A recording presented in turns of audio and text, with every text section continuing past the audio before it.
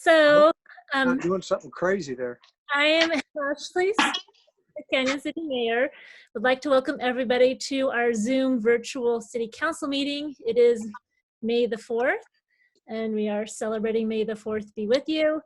And we're happy to have everyone here and the opportunity to, even though we can't be in our regular chambers, to at least broadcast this live on Facebook. As a reminder, there are opportunities to make comments on Facebook. Christy Gotham, our PI officer, will be monitoring those. And there'll be some questions that we can address tonight if they're part of the agenda. If they aren't a part of the agenda and we can't answer them, we will get back to you and answer them in the comments if we can. We'll go ahead and Cindy, can you do our roll call, please? Councilmember Dennehy? Absent. Councilmember Gonzalez? Here. Councilmember Jaquez? Absent. Councilmember Meisner? Here. Cindy, too. Councilmember Reed? Here. Councilmember B. Smith? Here. Mayor Pro Tem Hamrick? Here. Mayor Smith? Here. And we'll go ahead and move to the Pledge of Allegiance.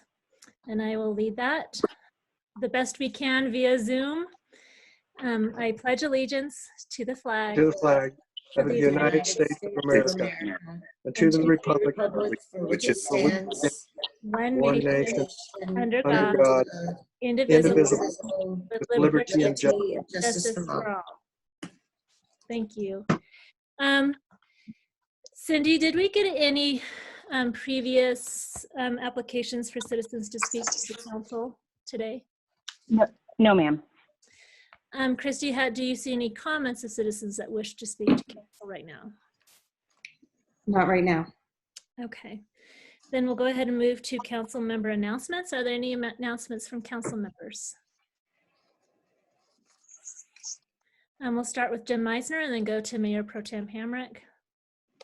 I'll just start quickly and try to upset somebody, but we just need to keep in mind that, in my opinion, in this particular case, civil liberties do not trump public safety. Thank you. Mayor Pro Tem John Hamrick. I just wanted to remind everybody that we have a general government meeting Wednesday. Thank you. Any other announcements from City Council? Did I finally get through? This is Frank. Yeah, Frank, come on in. Okay. We're Okay. taking I was council member announcements.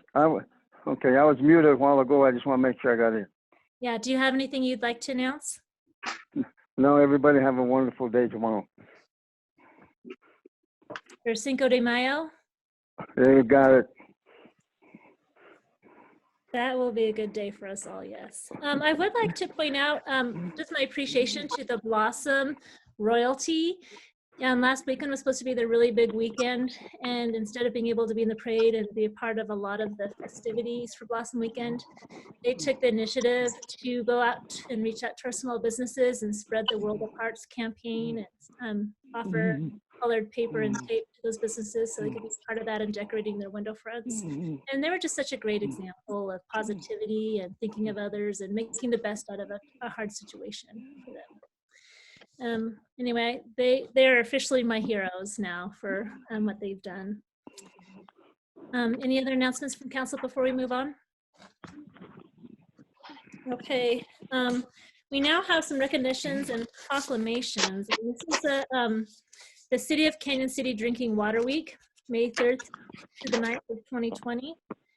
And it says, whereas the health and safety and well-being of all Coloradans are of utmost importance to the prosperity and livelihood of our state's families and communities, and whereas Colorado streams, lakes, rivers, watersheds, and other clean water sources must be protected to maintain the good health of our citizens, wildlife, and fisheries, and whereas protecting Colorado's natural water supply and other natural resources is crucial to the preservation of our environment for future generations of Coloradans, And whereas elected officials at each level of government, as well as businesses and citizens throughout our state, are responsible for ensuring that all Coloradans have access to clean drinking water. And whereas it is the duty of all Coloradans to preserve our supply of clean drinking water for future generations and obey laws which protect Colorado's water supply for our use and for Colorado's diverse ecosystem. Now, therefore, I, Mayor Ashley Smith, do hereby proclaim May 3 through 9, 2020 as City of Canyon City Drinking Water Week. Do we happen to have Bob Hartzman on our panel today? Good evening, Madam Mayor. Oh, good. Go ahead, Bob. Well, thank you, Madam Mayor, council, staff, and everyone who's joining us in this new way. Just want to take the time to personally thank everyone for their support during this time. The supply of drinking water continued given the circumstances and will continue. And it's a great, we take great pride in knowing what we're doing for our citizens, especially during this week. And normally I'd be talking to you about a water booth and open house tours. And in lieu of that, won't have those this year, but I'm working on something that maybe we can show to everybody online in some manner. But again, just want to thank council for this recognition tonight for the National Drinking Water Week, what it means to, our citizens, what it means to our staff, and got a great staff, and they all appreciate you and what we do. Well, we sure appreciate you too, Bob, and all of your staff that's keeping us safe, especially during the COVID-19. I know in the beginning, a lot of people were worried about the quality of water, and we know that we're in good hands, that our water is safe. Jim? Rest assured. I know that Bob would never do this, but if by accident it happens, maybe you could put something in the water that would calm everybody down a little. That is not on the record. Stranger things have happened. There you go. Any other comments from City Council? Dolly, please. I always have to comment on our drinking water. It's the best there is in the whole state of Colorado. So keep up the good work. I just always have to comment. My sister, whenever she's here, she has to load up on our water because she loves it so much. So she takes a gallon back with her. So kudos to our water department. I always have to. Thank you. Thank you, Dolly. Yeah. All right. Thank you, Bob. And please relay our thanks to all of your staff who are working really hard at this time. I certainly will, Madam Mayor. Thank you. Good night. Ryan, we're going to turn our time over to you now for our consent agenda. Thank you, Madam Mayor, members of council.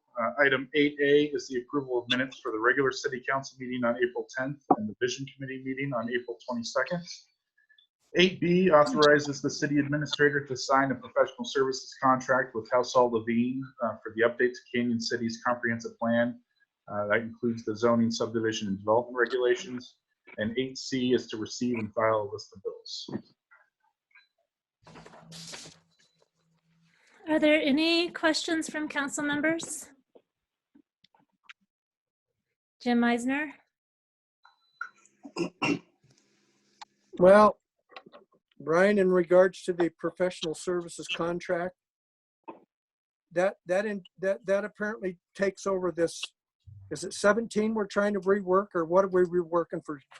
Yeah, so it updates the comprehensive plan, which was last updated in 2000, I believe, maybe 1999, and then Title 16 and 17, the rewrite of both of those codes to be to go along with the comprehensive plan, so that we, have a mechanism to actually implement the comprehensive plan. And am I correct? We're not talking about that being finished until April of next year, right? It's about a 12-month process, and that is pushing it. And I think, both our city attorneys and just about every consultant that we have talked to, that we interviewed, said that that was a very aggressive timeline.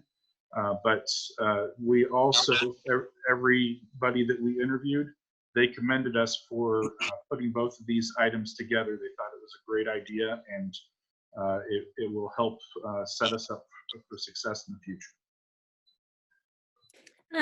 Mayor Pro Tem John Hamrick, you were the council representative on choosing this firm. Would you like to kind of make some comments about the process and moving forward? Sure. Thank you, Madam Mayor. Yes, I was the council representative. I did get to read all of the proposals from the various consultants. And I learned something during this process. When I was originally grading the proposals, I was grading those proposals down that put more of their dollars into the comprehensive plan versus the update to our planning and development regulations. To me, that was the most important thing that we could, that we as a council can do, is update our regulations so that they're, comprehensible, simple, have a determined outcome. But what I learned in this process is that if you do your comprehensive plan right, your development code almost falls out from that effort. And so Halcyon Levine was one of the companies that put more money on the comprehensive plan side of things. During the interviews that we did with each of the 4 finalists, it was really a hands down a choice here. Halcyon Levine was head and shoulders really above the other consultants that were proposing. They have a unique process that's proprietary to them that allows community involvement at almost the household level. If you have neighbors, they have a process where you can call your neighbors in and go over a script and provide input into the master plan. That's really great. This is going to be pretty good for the city. We're going to end up with good regulations, it looks like, and I'm excited about this whole prospect. Thank you. Any other comments or questions from council members?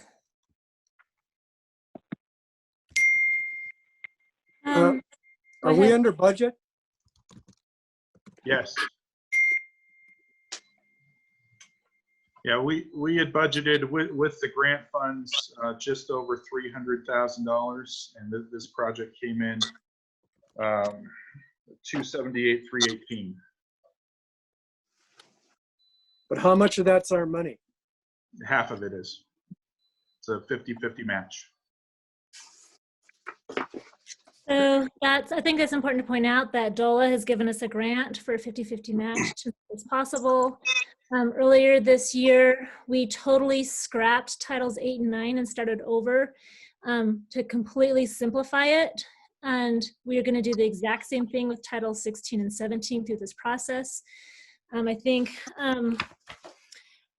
Halcyon Levine said that Canyon Cities were unique, and we no longer, it says, the development regulations must be uniquely Canyon City and no longer a DOLA evolved Frankenstein code. And so our code is Frankenstein, it's old, cumbersome, it's a mess for our developers and planning and zoning. And so we're totally scrapping them as well and starting over in this process to be more business friendly, more development friendly. And from what I understand, the timing is really good for us as we've been going through the COVID-19, that this is a perfect time for us to create our vision for Canyon City moving forward. And for strategic growth, reinvestment, development, land use, infrastructure, sustainability, and most of all, economic resilience. And I think that economic resilience is going to be a huge part of moving Canyon City forward into the future. With that, if there is no other discussion or comments from City Council, I do need to take a motion to accept the consent agenda and the agenda.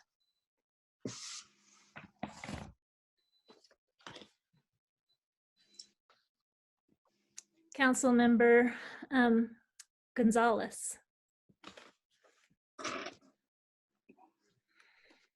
Madam Mayor, I make a motion that we adopt the agenda and the consent agenda for May 4th, 2020. Second.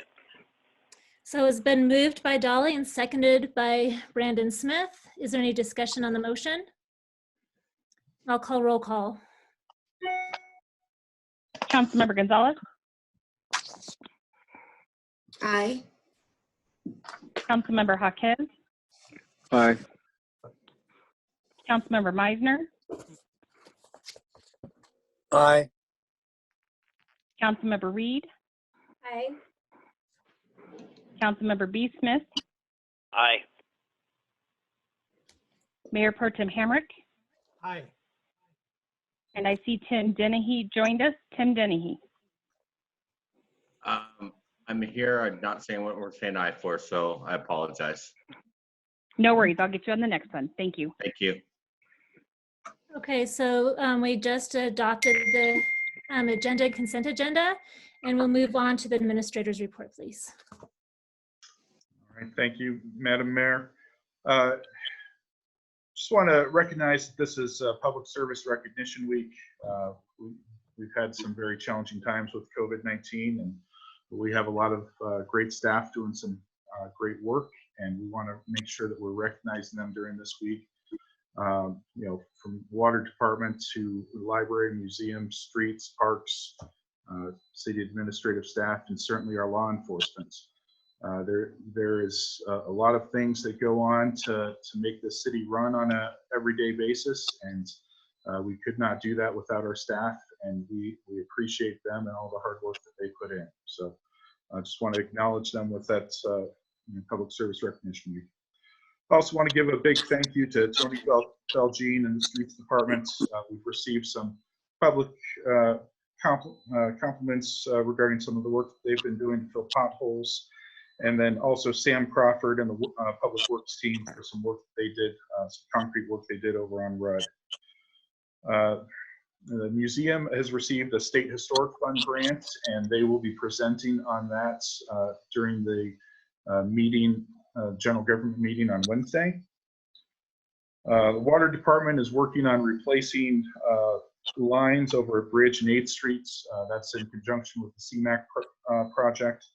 That should be completed by the end of this week. And then we also have crews working for some additional prep work on 9th Street ahead of 2A. Our work with the Census Complete Count team has received a National League of Cities grant to help acquire tablets through the next process of trying to make sure that every census citizen is represented. And that was very exciting to hear. That's going through the COG. And then we've got work on 9th Street that's going to be starting very soon. The notice of construction went out. That will be starting at Highway 50, trying to take advantage of some of the lower traffic counts right now and get that work started. So very excited that'll be kicking off the 2A project.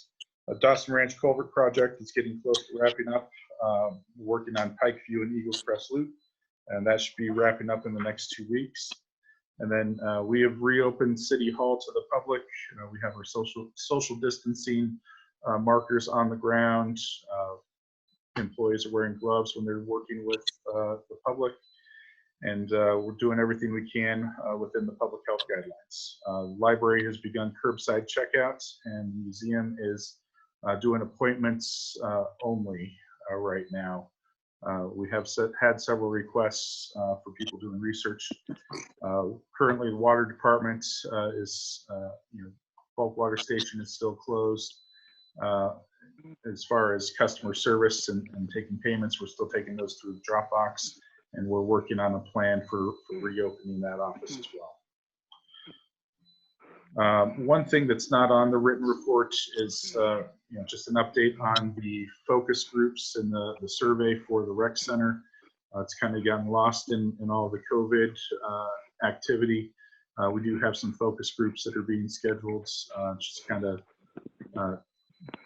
doing a test to see where everybody's at after their survey results came in. Those survey results, most of those survey responses were done before COVID restrictions went into place, and we'll be testing the waters and seeing how people feel about their responses at this point in the game. So those focus groups will be taking place on Thursday.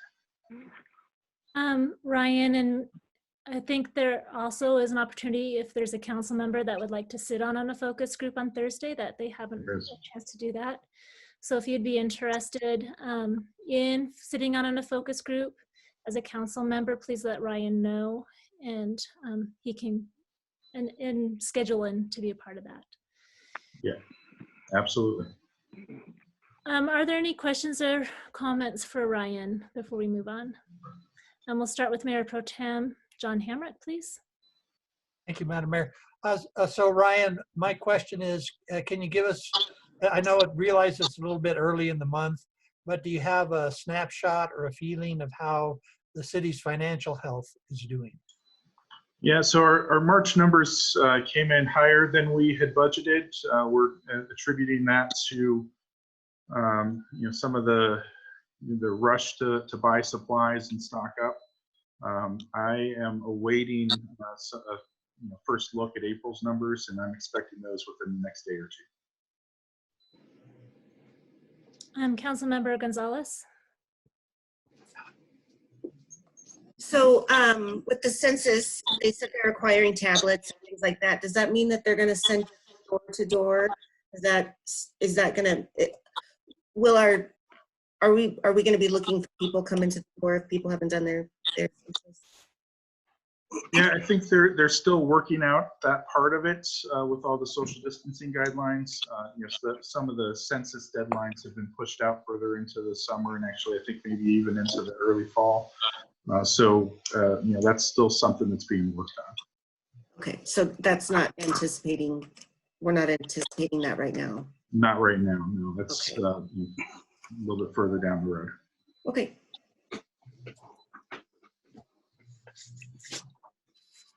Councilmember Dennehy, did you have something you wanted to say? Okay.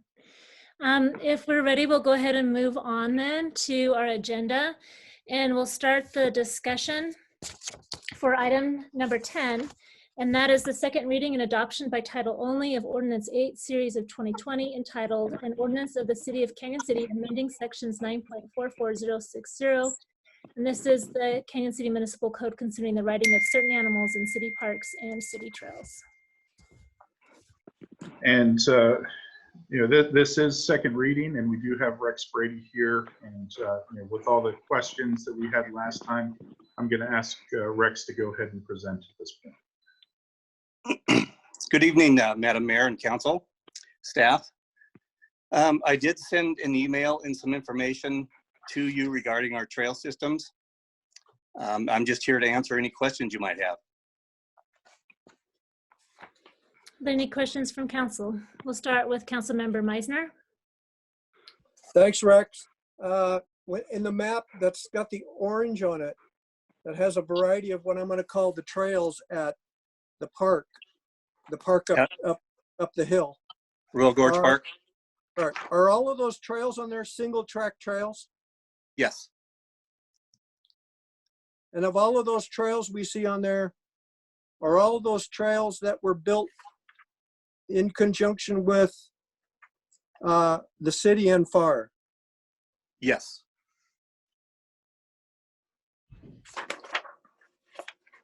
Are there any trails outside of that orange area that we're closing to horses?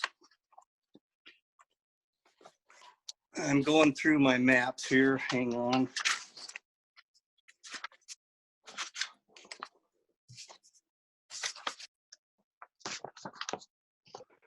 Not outside of the orange area, no.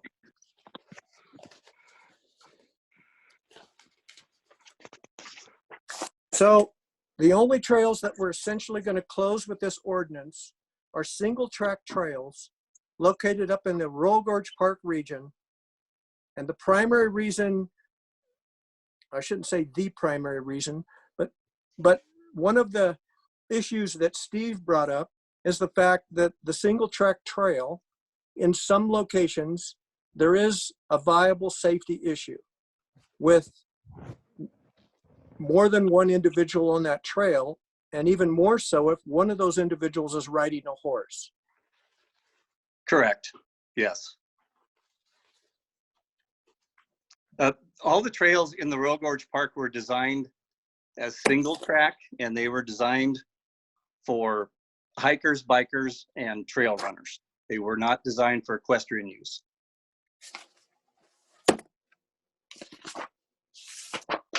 Any other questions from council members? Mayor Pro Tem Hamrick.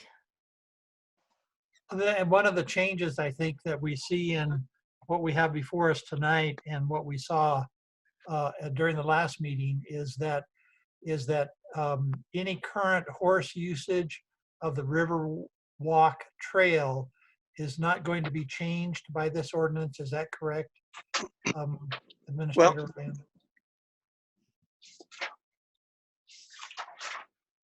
Ryan, do you want me to answer that? Go ahead, Rex. Yes.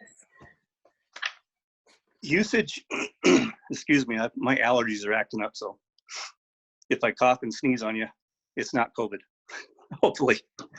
But as far as the Riverwalk goes, we have no ordinance as far as usage on the Riverwalk, but currently the rec district and the city's responsibility begins at 9th Street and goes west all the way to the end of Tunnel Drive.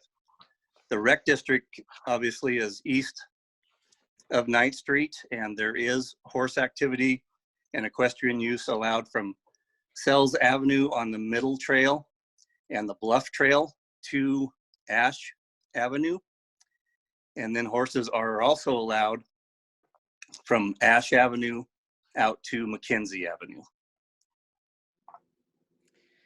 But there's currently nothing prohibiting horses from using the Riverwalk west of 9th Street. That's what this ordinance is about. So It's simply,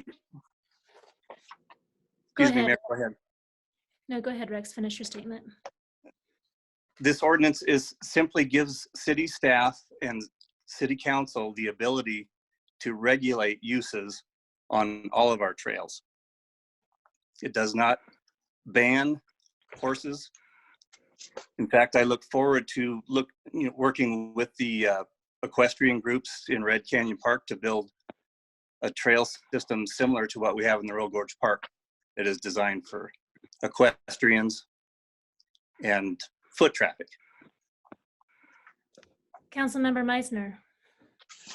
Well, the way the ordinance is written, it does ban it unless you get some signs out there tomorrow morning. Because as of tonight, if this carries, those horses cannot be on any of those trails unless it's designated as such. That is correct. Where are you at with signs? They are in the shop, standing by.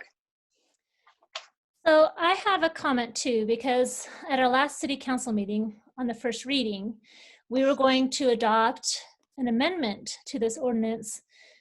If please, Jim, and maybe you can help me remember, and everybody else too, that we only wanted to ban horses from urban parks and from the Royal Gorge Park because it was specifically designed for horses.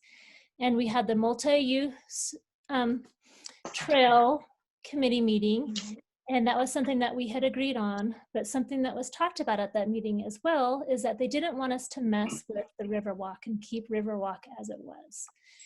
And so Jim was going to amend it accordingly. And then our attorney said, well, how about we wordsmith it for you and we'll get it prepared for the second reading. And here we are at second reading and there's nothing changed. I think what we said, Madam Mayor, was that we would bring it back to you with all the additional information on what was requested in terms of which trails would be signed and which wouldn't. Not that we would wordsmith the ordinance. We certainly can, but this is a much cleaner way of legislating and allowing the signs to do the work so long as council is comfortable with where the signs are going to be posted. Yeah, well, we don't know where they're posted. Well, it is. They show you on these maps. And so they're going to, Wow, right, according okay. to these So- maps, which is not a part of the ordinance, they're going to post them on the Riverwalk, on Tunnel Drive, and That's all my these other point. places. That's what we asked for, was a list of where they would be posted. Well, I can tell you that. As far as the Riverwalk goes, they would be, and here's the reason why. From 9th Street West, you have a very low, actually you have two of them, very low railroad crossing bridges that are, and I'm guessing here, about 7 feet tall, 7 to 8 feet tall. You would have to dismount off of a horse to go under that bridge. There are 3 wooden decked pedestrian bridges between 9th Street and Tunnel Drive that horses would be walking on. And there is 2 street crossings, First Street and then again on Tunnel Drive Road. They would have to cross both of those streets. So that is the Riverwalk. On in the Hogback Trail system, there's about 7 miles of trail.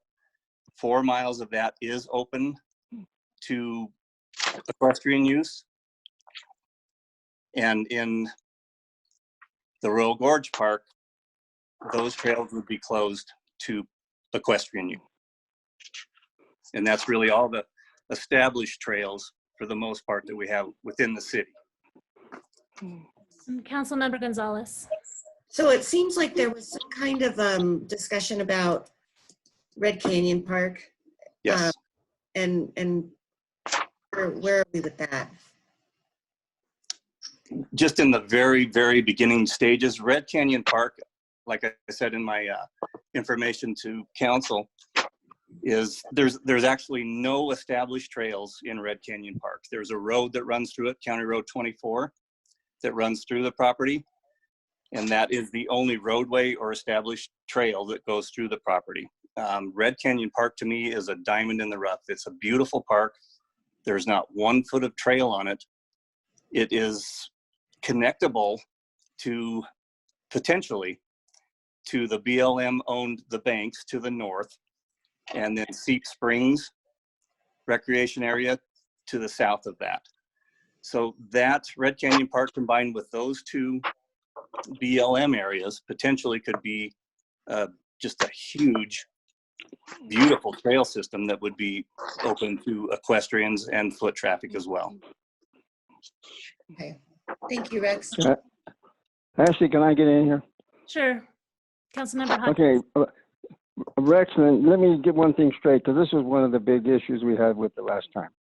Okay. So currently, right now, until you get with these people and work on it, there are no established allowable horse trails in Red Canyon Park. That is correct.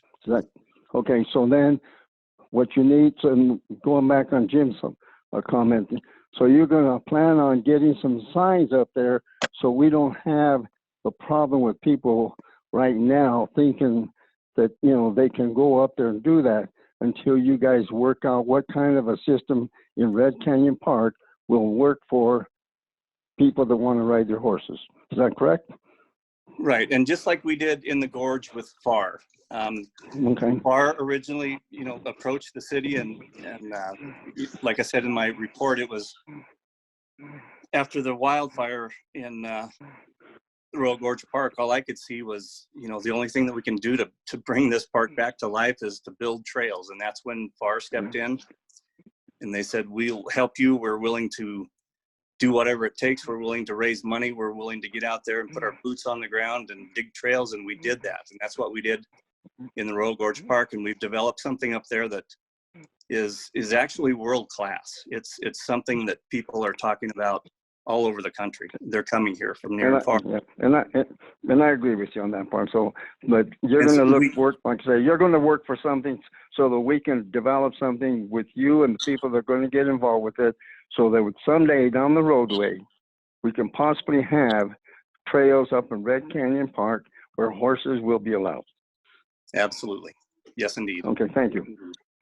We have Ryan. I saw that you had your hand up, and then Jim Eisner. Yeah, Rex, just for the record, can you kind of go through where horses are going to be prohibited or going to be allowed, and what you have enough signs for? Well, where horses would be allowed is in the hogback recreation area on the current 4 miles of trail that is already existing there.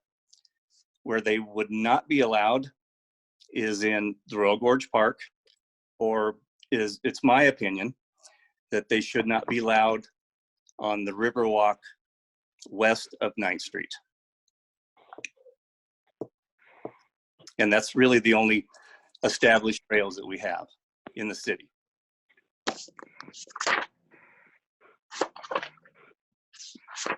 Okay. So I guess, if council wanted to see something different, we would want to hear what that might be.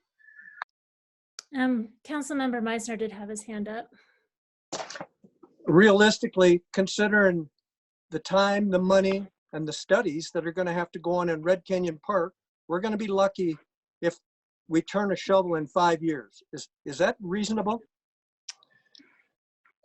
I would anticipate, depending on funding is the main issue always.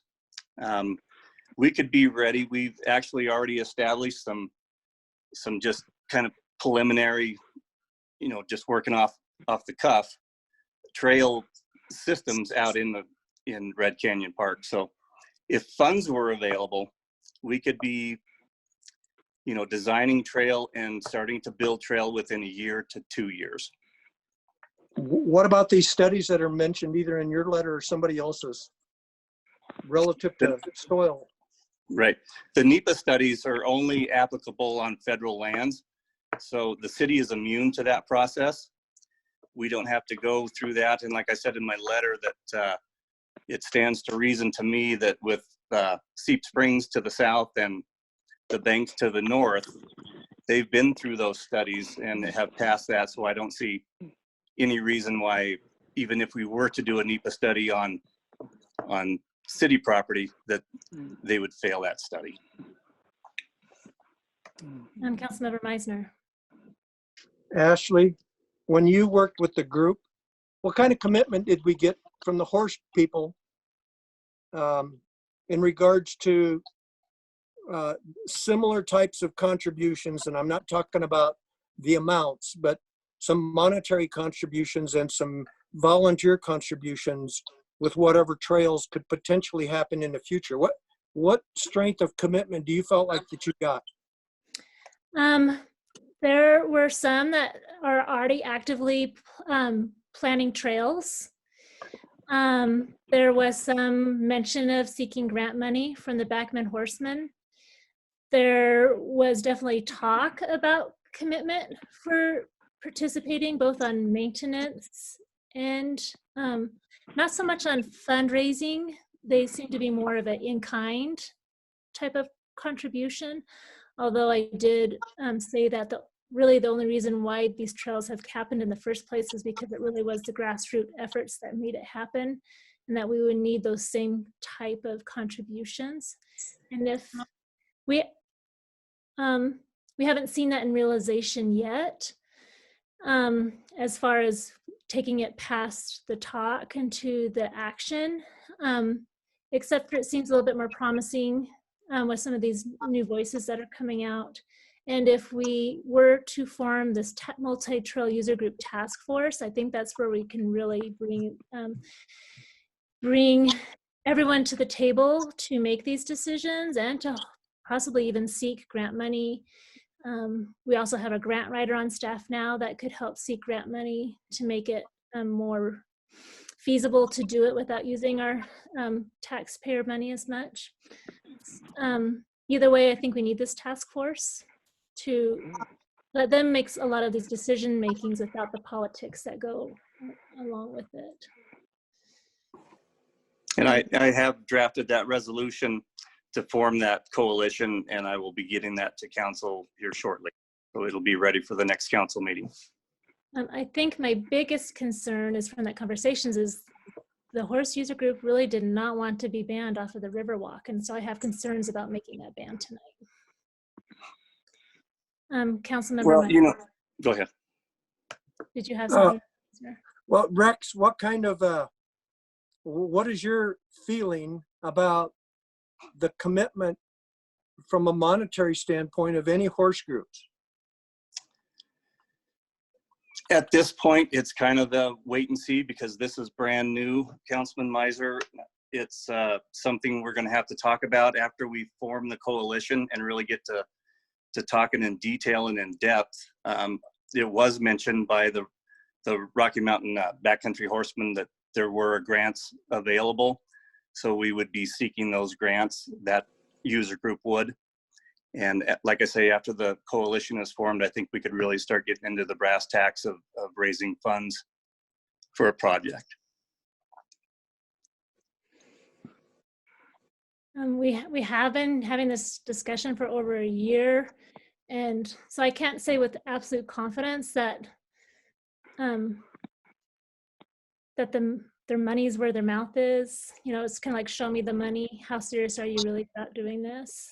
And I hope that their comments are sincere, but we haven't actually seen it in fruition at this time. And that's exactly what Kristen Dorner, she's the president of the Rocky Mountain Backcountry Horsemen. That's exactly what she said. It's time for us to put up or shut up. And I quote. That is a quote. And I believe that they will do that. And I look forward to working with another group like FAR. FAR has been just incredible with what they've done, not only in the gorge, but all over the community.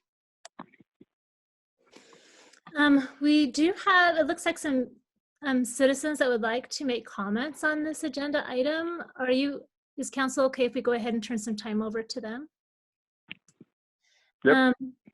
Elijah, it shows that there's an H. Lehman that would like to speak. Is there a way to let him address council? Yes, ma'am. I just allowed him to speak.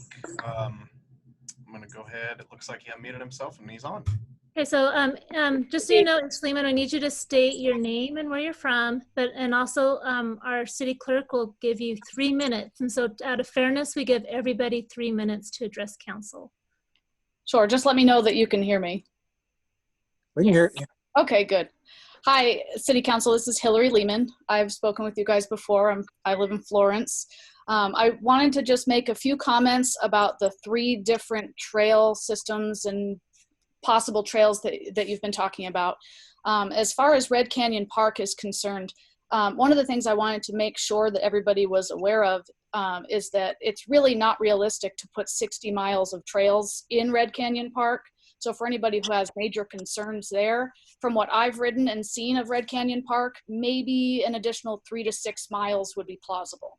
The largest cost for Red Canyon Park would be trailer parking. And I can speak for myself only that I'd be willing to work on these trails to flag them or help your trail builder, Steve Thomas, to get out there and figure out what's going to work for horses. I spoke with Rex Brady this morning about what is private and BLM land between Seep Springs and Red Canyon Park and the bank.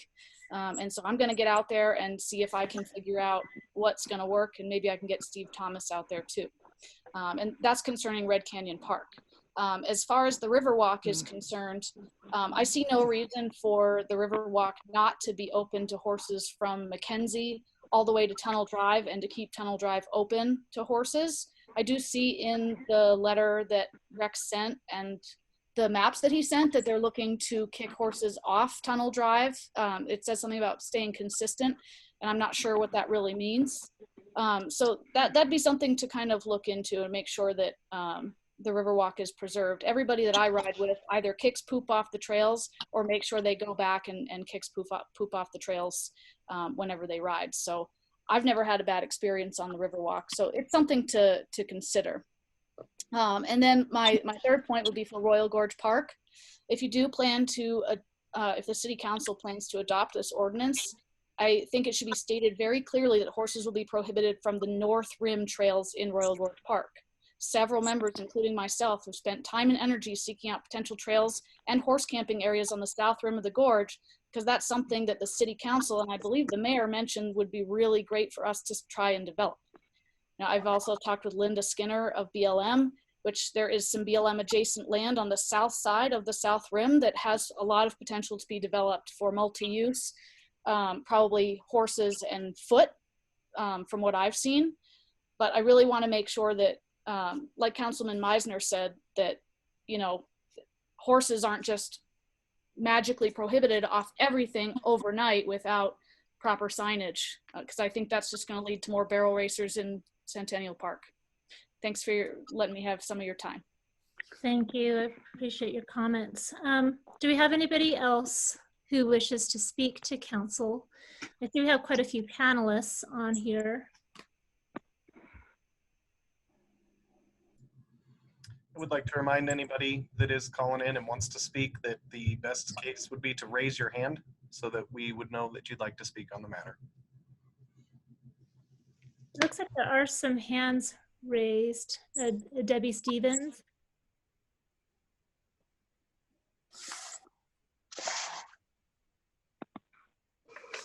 Okay, can you hear me? Yes, Debbie, and you have 3 minutes as well. Thank you. What I would like to state is basically we're willing, I can speak for myself, to work on establishing a trail system with Steve Thomas. Rocky Mountain Backcountry Horsemen may have some grants available. We do have to work on that. The point is that we don't want to just be carte blanche banned from areas without being able to at least speak to somebody and have our voice heard. We've been here for a long time. I mean, the equestrian riders, and we just would like for people to know we do care and we do like to be able to ride our animals on multi-user trails. That's all I have to say. And I would like to participate on the task force. And when we approve that task force, we'll be taking applications and make sure there's equal representation from each user group. Are there any questions from council for either of the ladies that talked to us, the justice? Well, not for those people. Okay. Thank you for speaking to council. I know it's difficult during Zoom, but we sure appreciate having your representation. Any comments from council members? Councilman Ryan, Jim Meisner. So this is for Rex. I realize you mentioned the bridge, where the railroad bridge, where you would have to dismount, but that's the rider's choice. What's the issue with the bridges, the pedestrian bridges? Well, they're wooden decked, and you've got a 1,000-pound animal with steel shoes on. It could cause damage to the decking, and it goes through a heavily used park, Centennial Park. A horseback would have to go through there to be riding on the Riverwalk Trail. And then again, like I said, there's 3 of those pedestrian bridges that they would cross, plus the park, plus the 2 street crossings. That would be my concern. How wide are those bridges? Oh, geez, the bridges are at least 12 feet wide. Width isn't a problem at all. The pedestrian. You're not counting the bridge there by the park, are you? Yes. There's the one pedestrian bridge. The first one is just right after Black Bridge, just to the west of Black Bridge, the train bridge that crosses the river. There's that pedestrian bridge, the pedestrian bridge that crosses from the river station into Centennial Park. And then finally, the pedestrian bridge that crosses over the river, the John Nichols Memorial Bridge that crosses the river heading towards the water treatment plant and the college. I am going to read two statements from the Facebook comment feed. One is from, I just want to make sure everybody sees the same thing. Ashley Sack said, horses are also allowed in South Canyon and Oilwell Flats, Beaver Creek, and many other areas within the county. And Tim McCain, who also, both Tim and Ashley were part of this multi-user group. His comment is, leave Red Canyon and Temple Canyon as they are for now until trails are ready to be built. Just want to make sure we all saw the same thing. Councilman Meisner. I'm back to where I started. I could support this if you only talked about the Royal Gorge area. But if you're going to talk about citywide, it's just too complicated. Well, I think the point of the ordinance is to allow council and staff to have the input to either allow horse usage or disallow it. It's not an outright ban of horses on city property. I don't disagree with your fundamental concept, but the ordinance would ban it unless you allowed it. That's a significant difference. Significant. I mean, you got to go out and start posting signs everywhere. Mayor Pro Tem Hamrick has raised his hand. Thank you, Madam Mayor. I'd just like to say that I received input from all interested parties, I think, representing both you know, all the different trail users, and I appreciate that input. I think maybe the way for us to resolve this, if we try to by ordinance say exactly which trail, how long is allowed for horses or not allowed for horses, that we do get pulled right down into the weeds. I think the appropriate thing to do here is to pass the ordinance, which is a citywide ban except where it's posted, that then allows horses in those posted areas. If there are areas that are banned that should not be banned, then that is where our study group can advise us, and we can take further action down the road to open those back up for horses. And if we're being too restrictive, very quickly we're going to find that out and be able to get the proper signage to allow horses back in areas where perhaps they should be. So I look at this as a multi-step process. We're taking really the first step tonight to say, okay, our rule is no horses, but except where we allow it, so come talk to us. I'd like to hear from some other council members on the matter.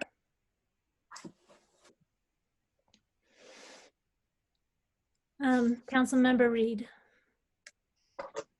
So after looking at all the information, and I mean, we all, I'm assuming, received a lot of information and emails from concerned citizens. And so I've gone through that. I do agree with Councilman Meisner's that on the fact of blanketing it when the goal was really to take care of sales in the Royal Gorge Park area. So I do have some concerns with that part as well, mostly though because I felt like we addressed this at the first reading, and I had hoped to have a little bit clearer resolution prior to the second reading. So that way we weren't, because it seemed like we were all pretty much on the same page with discussing the Riverwalk and those additional pieces. So I wish that we would have had some clearer directions for the second reading, so that way we didn't have to make a decision that we weren't really intentionally trying to make. So that's just my input right now. I'm still pondering on what we do. I understand what Rex is saying as far as the signage and being able to have some discretion, but I am just concerned that coming back to this, we could have some issues with that. And I do not have a vote tonight, but I do have concern about blanketing the ban. I think that's going to make the horse user group very nervous, and giving that power to somebody else to make those decisions, what is available or not. You could have a vote. It could happen, I would be curious, and Jim or Mandy, if it'd be interesting to see what council members feel, if maybe we should try to amend this ordinance, because the real intention was to protect those Royal Gorge Bridge trails. Okay, Madam Mayor, if I may. Well, just a second. Brandon, did you want to say something? Frank can go first. Okay. Well, Brandon, if you got to say something, I'll let you, because I'm going to make a motion with regards to the ordinance. Okay, so I kind of agree with Mandy. I voted to go to second reading because I thought we were going to amend some things, and looking at this, it's the same ordinance. I thought we were going to have a different communication on it.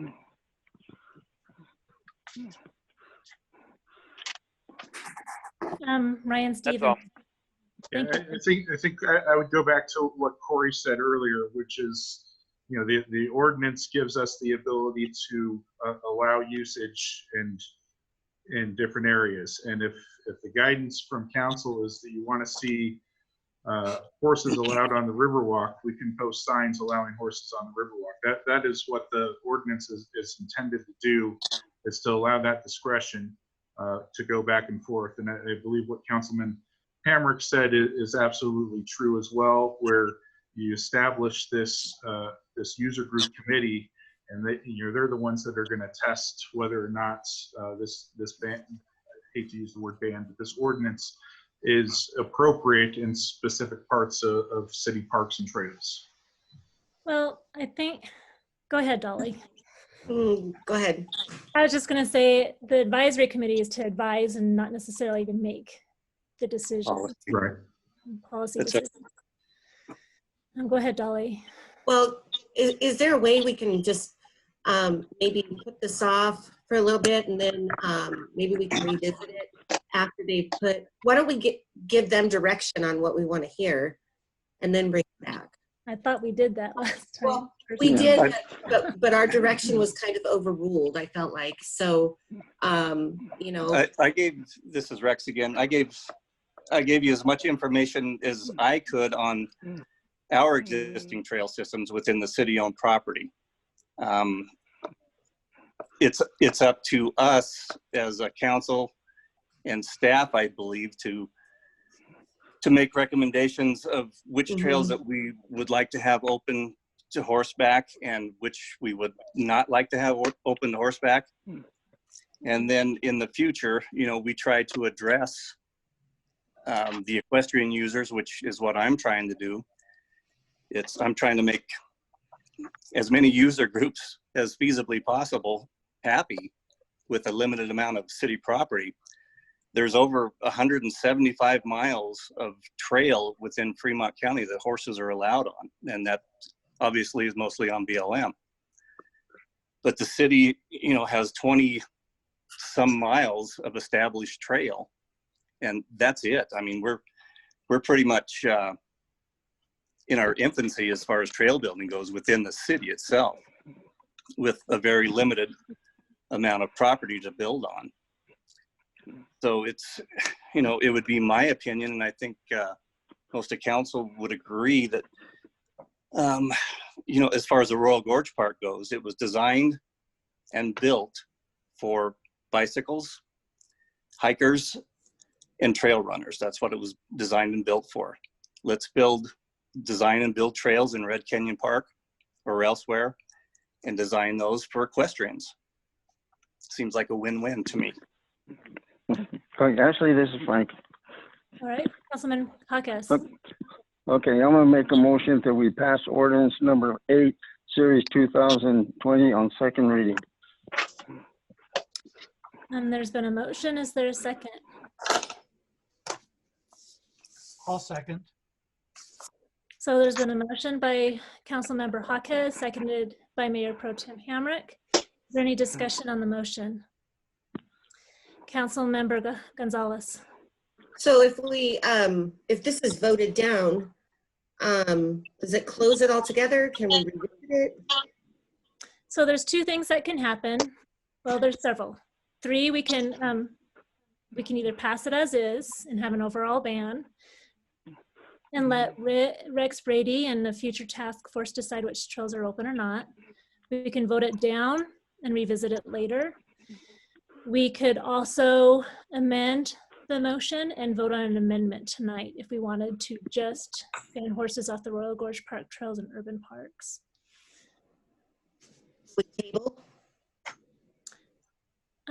Or we could table it another 2 weeks. So we could have 4 options. Councilmember Meisner.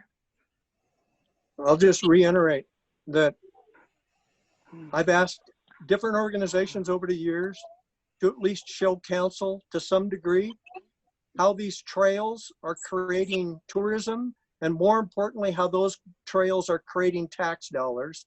And I have yet to see anybody come forward with some concrete information to show me that. I realize it's a small number, the 190,000 that we spent on trails, what kind of tax revenue that is actually generated.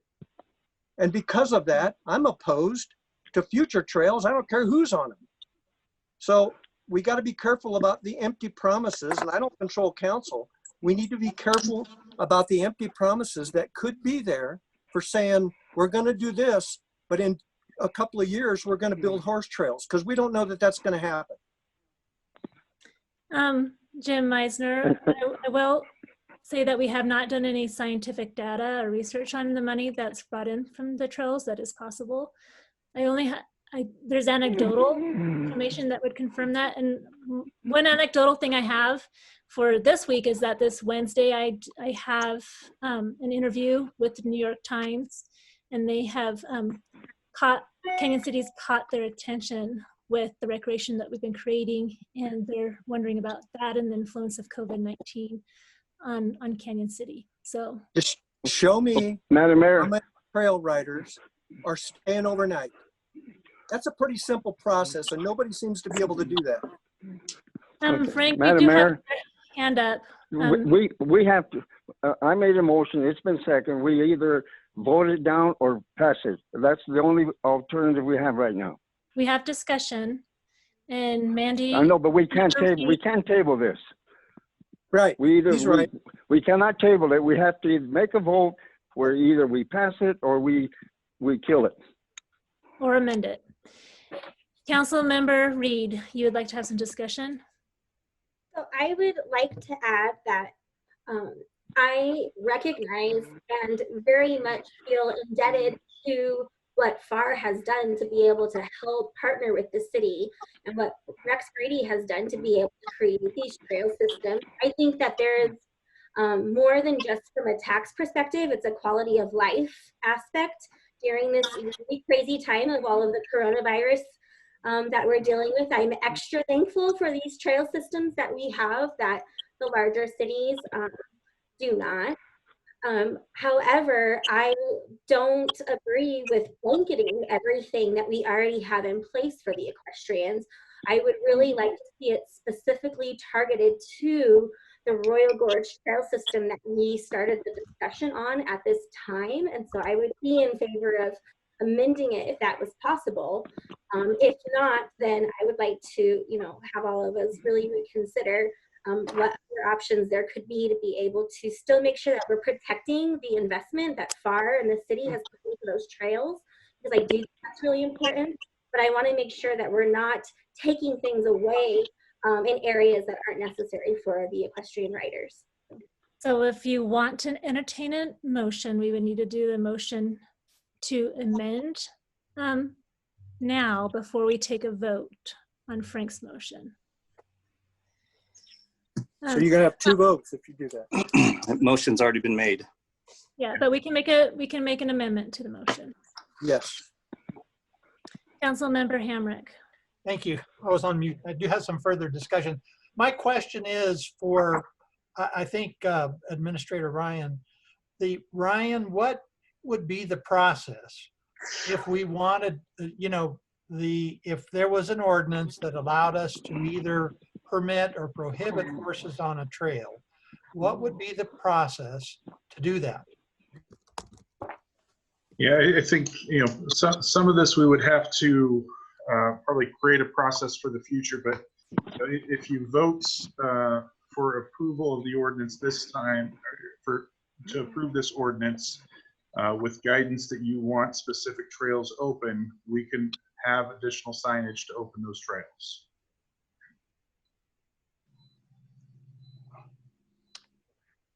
Yes, and so the other option that we have is to amend the ordinance to say that horses are permitted on any trail in the city except where prohibited by signage.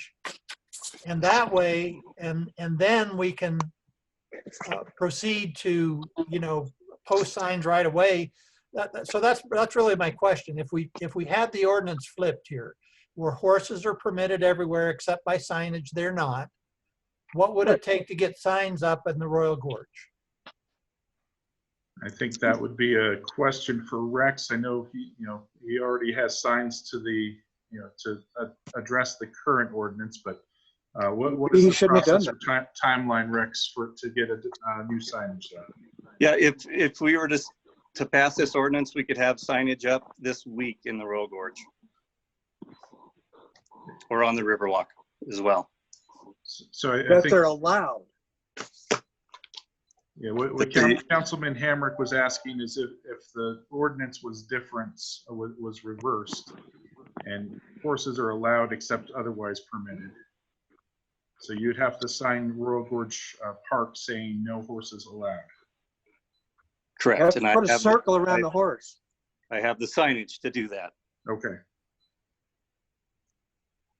And Mayor and Council, my suggestion, this is Corey, is if you want to sort of flip the ordinance, I wouldn't do it through an amendment. I would table this and direct us to bring back the revised version, because both the two sections that are being amended by the code, we have to make sure the language works in context.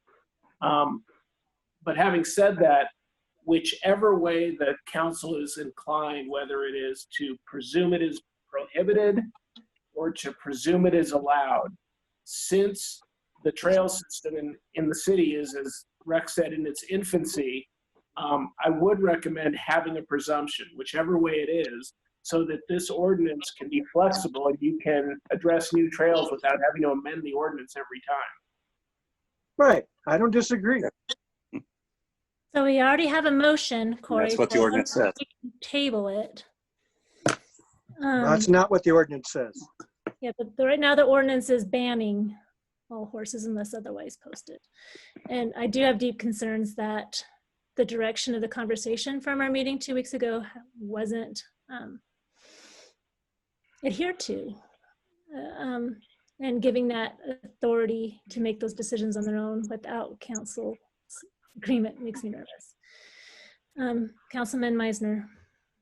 Corey, our option at this point, because we have a motion and a second, would be to vote on it and hopefully it not pass and then bring it back. Is that correct? You could certainly do it that way, yes. Well, what's the other way?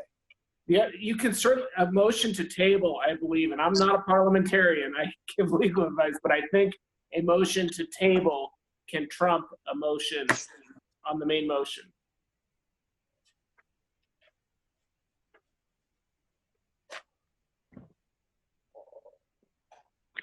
Madam Mayor?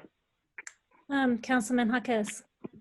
Okay, so let's get rolling. Unless somebody wants to make a motion now to table it, let them go ahead and do it now so we can get this thing rolling, or else let's just go ahead and vote on my original motion. Councilman Meisner. I agree, Frank. Madam Mayor and Council, I move that we, is table the right term, Corey? That we table yes. Ordinance 8, series of 2020. And I will second that. So we've had a new motion to table this ordinance, and it's been by Councilman Meisner. It has been seconded by Councilman Gonzalez. Our attorney, Corey Hoffman, believes that legally a table can trump a motion to adopt. And so I'm going to move or call a vote to table ordinance number 8, series of 2020, to allow staff to reword the ordinance according to the wishes that council has stated tonight. So just to be clear, we are inversing the ordinance where it is assumed that horseback riding is allowed unless otherwise posted. I could support that. That would cause, there would be people riding off trails all over all of our city parks and mountain parks. Not if you post it. No. If we table this, that doesn't apply. If we table this, they has to start all over. Okay, if we table the ordinance, there is absolutely no ordinance prohibiting horseback riding any of our parks or trails or anything. But just until it's brought back to us in a couple of weeks, right? Right. Yeah. So it could technically be brought back to us on Wednesday with a right. If we state that as a public meeting. I think my frustration is that we already said what we wanted to have this ordinance look like, and it did not come back to us the way we wanted. And so that's why we're in this situation. Mayor, the tail's wagging the dog. Mayor Ryan and I then misunderstood your direction because we understood you wanted a map of the trails this would apply to. So Ryan brought Rex with the map. If we misunderstood it, we apologize, but that's what we understood the direction from the last meeting. So I think I have to agree with them. So we need, Madam Mayor, I call for vote. Yeah, we need to move on. The vote is to table this, and either so when you guys can get it ready for us. I say either this Wednesday or in 2 weeks on Monday to have it reflect the wishes of council. We really, our intention is only to ban horses at the Royal Gorge Park at this time. I call a vote. Councilmember Dennehy. Aye. Councilmember Gonzalez. Just to be clear, we're just voting on the table, right? Voting to table. Yes. Okay. Aye. Councilmember Jaquez. No. Councilmember Meisner. Aye. Councilmember Reed. Aye. Councilmember B. Smith. Aye. Mayor Pro Tem Hamrick. Aye. Jeez. Okay, if I may, council, what exactly do you need from me or staff in regards to this issue? Councilman Meisner. Rex, what we want to see is we want to see somebody with a horse to ride wherever they want unless it's posted saying they can't. Okay. We will work with the city attorney and bring something back to the next city council meeting. I mean, isn't it? That's my understanding. If a council member has anything different, please state. Councilman Gonzalez. I thought we had said we just wanted to ban the horseback riding up at the Royal Gorge Bridge. I think that is so bad. They've been had horses up there forever at the bridge. But not on the trail. Was that wrong? Councilman Hamrick. So I would add to that horseback riding is allowed, but we do want to see it banned at the trails at the bridge. And in our urban parks. So like at Centennial Park and our in-city parks. Okay. Councilman Meisner, are we ready? Well, we need to be careful that we're not legislating each group of trails, and that we're saying that we're giving somebody, which I don't necessarily like, the authority to close those particular trails that they believe the horseback or the equestrian riding is going to damage those trails. So when we would pass the ordinance, ideally, horseback riding would be allowed everywhere until staff identify the trails that need to be closed to preserve those trails. And if it's not posted, you're riding on it. Mayor and council, if I could, I'm listening to this conversation, and I had said earlier that because if the trail system's in its infancy, My concern was you're legislating on specific trails and the trail system Right. is going to continue to grow. But what I'm hearing is a lot of disagreement about whether or not you want to legislate particular trail.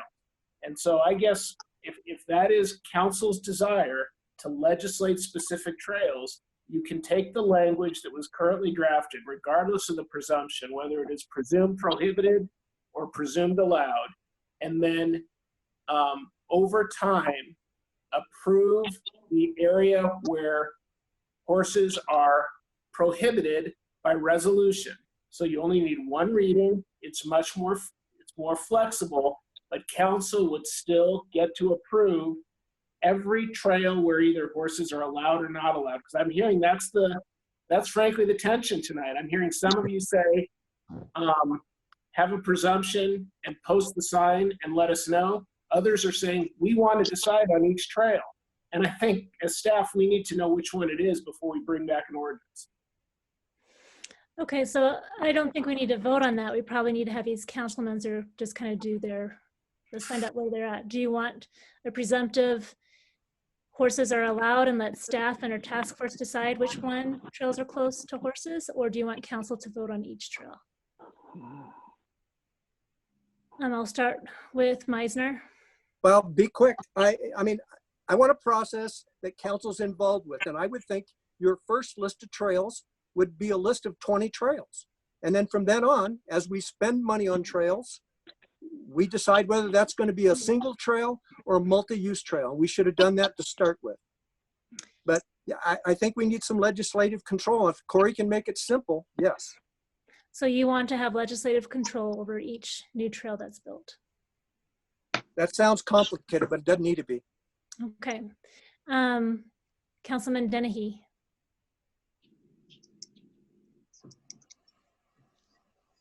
You're on mute. No, I'm good. I'm good right now. I'll be honest. I'm going to probably have to step out here in a minute, guys, because my throat's really, really tightening and I'm going to have to step out. So if I do, that's where I'm at and I apologize.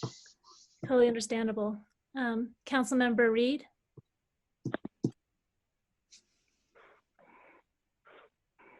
I really don't want any more government control right now.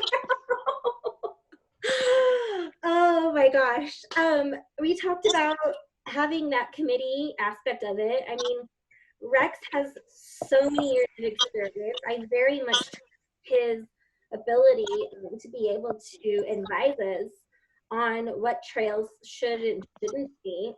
I do agree with Jim that there probably needs to be some conversations in the early stages so that we're all on the same side of setting a precedent. So I don't know if it's possible for us to have like a preliminary list, meaning the rewards trail system for right now, and then maybe agree to see how that goes. And if Rex has additional recommendations, maybe go one more route where the committee that we've talked about maybe make the decision together, because the committee is going to have equal representation from all user groups.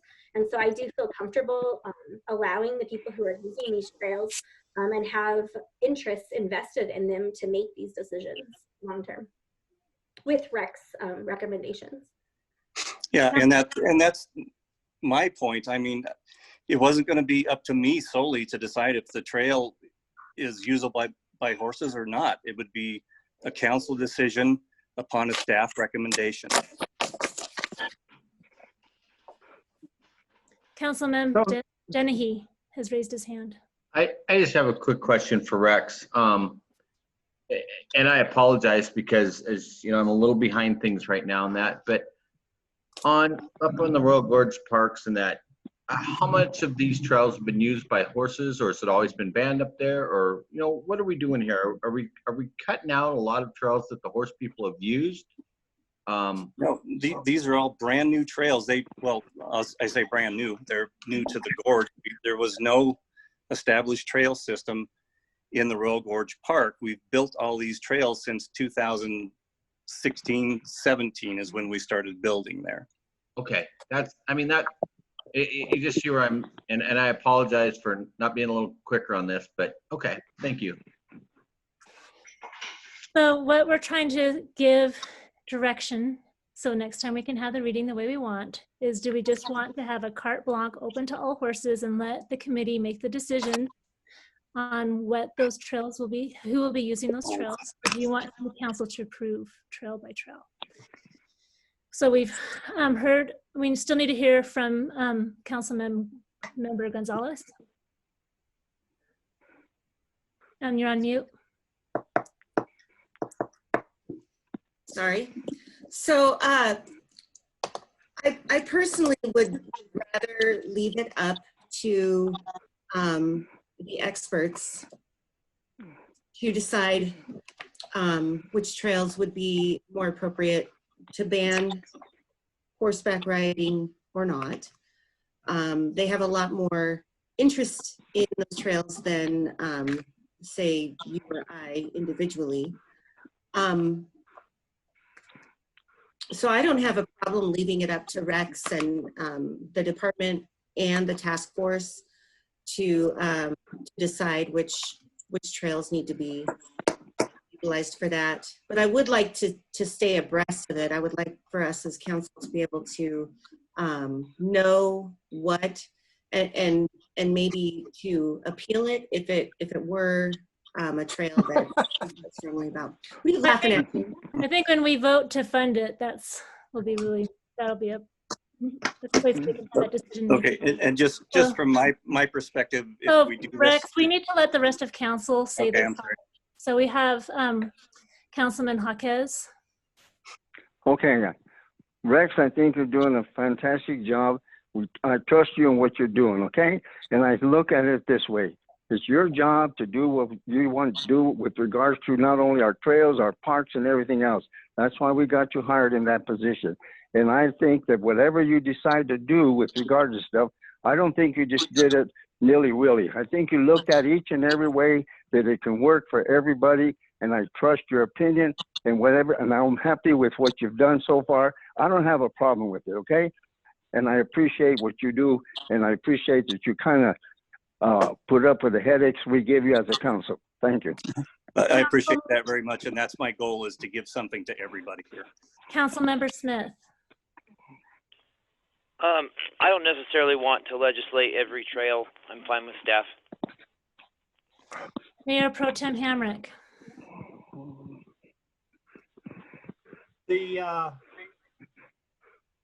And so Jim, your suggestion was that we legislate every trail? I'm open with you guys.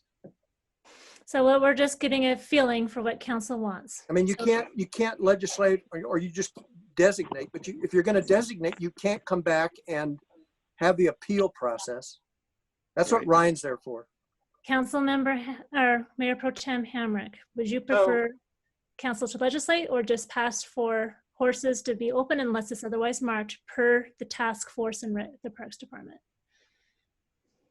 So I would like to see the trails to be open, the task force to decide where trails are closed, but with the provision that we close the trails at the Royal Gorge Park right away. I mean, if there's no process to do it, we by council fiat, we can say, hey, the trails are closed up there. And I think that's the whole purpose of this exercise, is to protect those trails. Yes. And so I think that we do need to have a process where the individuals and different interests can have a say, but I think that we need to protect the Royal Gorge Bridge trails. So Corey and Ryan, I think we've gotten the feedback you needed to hear. When would you like to bring this back to council for another vote? We can certainly have it done for the next regular meeting. Yep. Okay, I don't think 2 weeks is going to make a big difference. If we're okay, we'll vote on this in 2 weeks again. Okay, so we are ready to move on again from horses. Oh my gosh. And I'd like to get us to item number 11, and that's the introduction and first reading by title only, ordinance 7, series of 2020. And this is vacating the alley in block 1 of A and V Macon's addition to the city of Canyon City. and we'll turn the time over to staff. All right, I'm going to ask Adam Lancaster to give the staff report. Yes, He thank you, probably Mayor fell Council. asleep. Almost. I'll tell you Good what. job. Yeah. So first things first, there are no horses in this alley.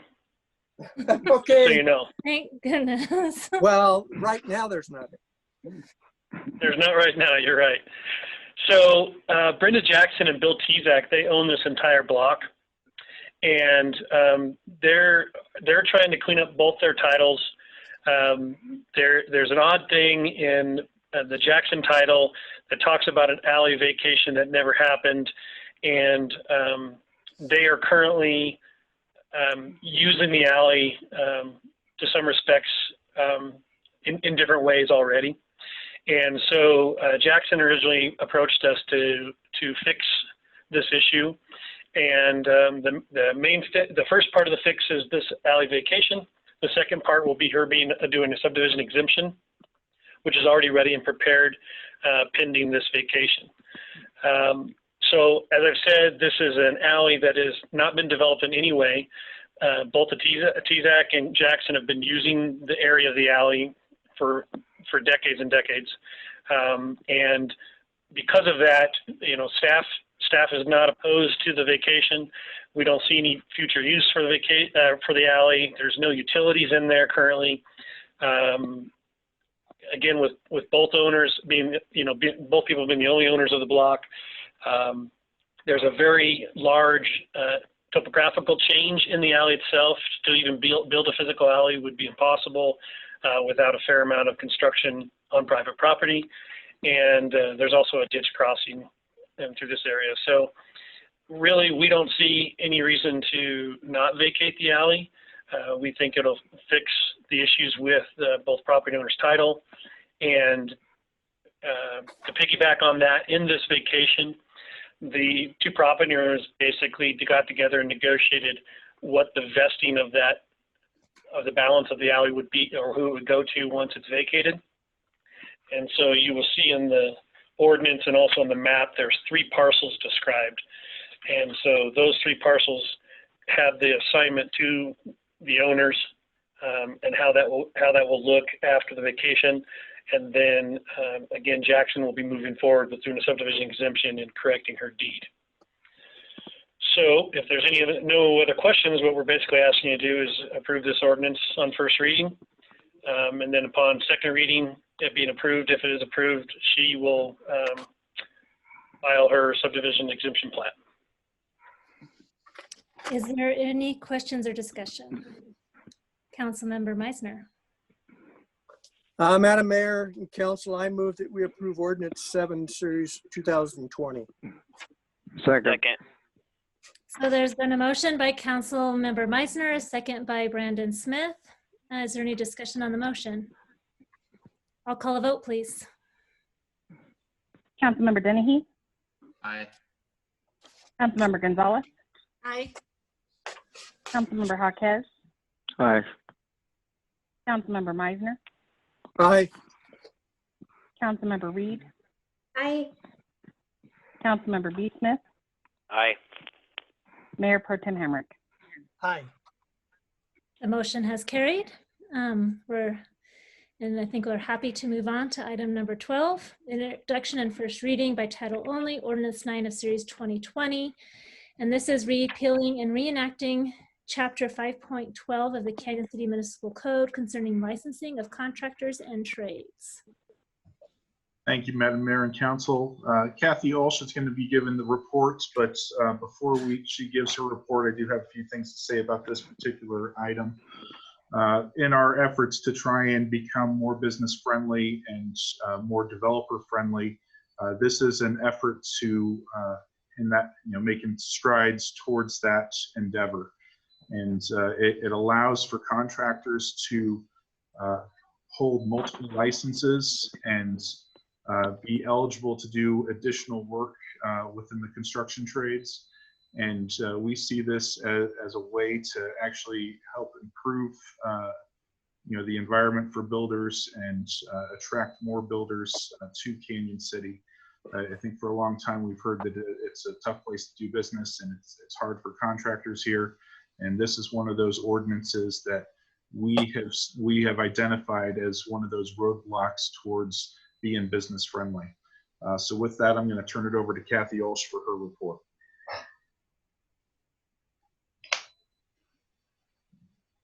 Kathy, you're on mute.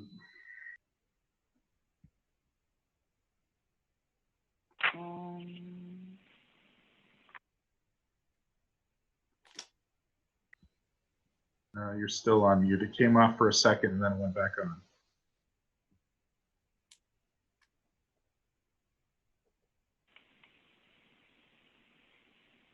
Is it there? Is it, I'm on? We can hear you now. Okay. Good evening, Madam Mayor and council members. I spoke with you at the end of the Vision Committee meeting on February 19th of 2020 in regards to updating our contractor licensing and efforts to make it better for limited contractors to obtain 4 different trade licenses without having to test to become a general contractor. We have not updated our contractor ordinance, including the contractor license fees, since October of 2008. This is the new ordinance that the building department is seeking approval on. General contractors and mechanical contractors would still require proof of taking an ICC exam or equivalent. With the new trades license, a contractor could obtain 4 different licenses. Each trades license would require a license fee. The fees for licenses have not been updated for 12 years. Currently, the fees are $100 per license. The new fees would be raised by $25 to $125 per license. Excuse me. License fees in other jurisdictions are very much higher. Some jurisdictions also require an application fee as well. We do not.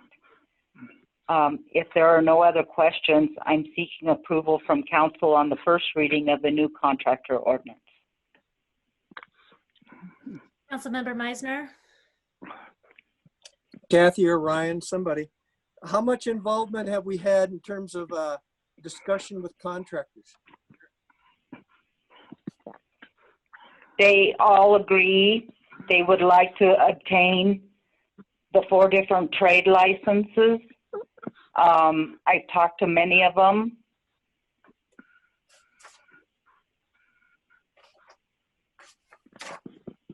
So this is loosening up the restrictions as far as licensing goes on those contractors. Kathy, the current limits on licenses is 1, is that correct? That is correct. So if you take out a drywall license, that's all you can do. We have several contractors that some of them do stucco work and they also do roofing. In many other jurisdictions like Pueblo, Colorado Springs, Trinidad, you can go and obtain several trades licenses without having to test to become a general. So if you want to trade in roofing and also stucco, you can obtain a license in both of those areas. Councilmember Gonzalez. I feel like, Kathy, I'm sorry, hi. If I may have asked this question once before when you brought it to us before, but I don't remember. If, let's say somebody comes in and they want to do 2 of the trades, is their license going to cost, is it going to be different than if they were to do just 1? Is the cost on it going to be different? Is it more? No, the cost would be per license. Okay. So if they were to obtain a drywall license, it would be $125 if they were to, and they wanted to add an additional stucco license, then it would be an additional $125. Okay. All right. Thank you. Any other questions from council or comments? Ryan Stevens, I see you want to say something. Yeah, I also want to point out that we will at second reading, depending on when that goes, we will also be bringing a resolution with the fee schedule. So there will be an additional part to this that goes with second reading. Okay, Councilmember Meisner. Madam Mayor, Council, I move that we approve ordinance number 2, series of 2020. First reading. There's a motion by Councilmember Meisner, a second by Dennehy. Is there any discussion on the motion? Good job, Kathy. Thank you. Same, good job. When I turned the page and saw all of the red lines going through, making things simpler and easier and more mainstreamed, I mean, I just got this giddy feeling, and I love seeing that. So thank you for making this more simple and better for our contractors and being more business friendly. Any other discussion from council? Then I'll call a vote. Councilmember Dennehy, Aye. Councilmember Gonzalez, Aye. Councilmember Jaquez, Aye. Councilmember Meisner, Aye. Councilmember Reed, Aye. Councilmember B. Smith, Aye. Mayor Pro Tem Hamrick. Aye. All right, well, that summarizes our meeting for today. I hope that you guys are able to enjoy the rest of your evening. Thank you for everything, and we'll see you on Wednesday. This Good meeting luck. is adjourned.